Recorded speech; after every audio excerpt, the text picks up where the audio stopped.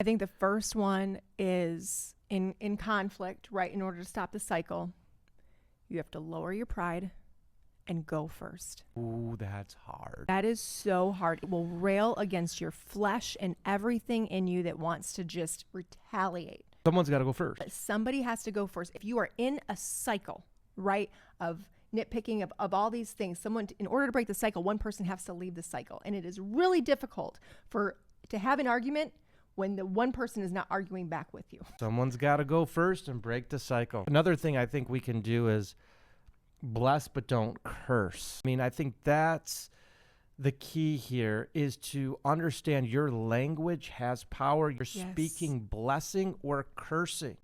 That's what James says.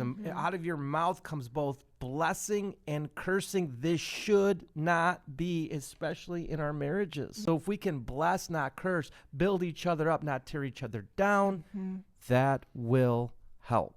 I think another one really practically is praying mid-conflict. When we're having a little bit of a conflict and you're like, honey, let's just stop and pray.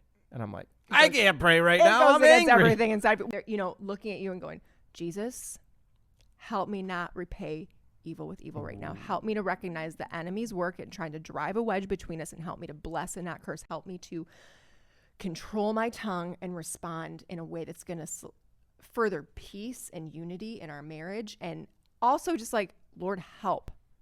Holy Spirit, help me. What do I say right now? And just that internal dialogue, you're inviting the peace of God and wisdom into that conflict. And that's a way to break the cycle. I was going to say a really simple practical thing is, especially if you've been in a cycle for a while, is to choose one thing every single day to verbally show appreciation and thankfulness to your spouse. So if your marriage is struggling, this might be a really hard thing for you. I want you to purposefully start seeking out the good and going, Chris, thank you so much for taking the garbage out. I really appreciate you thinking about that so I didn't have to.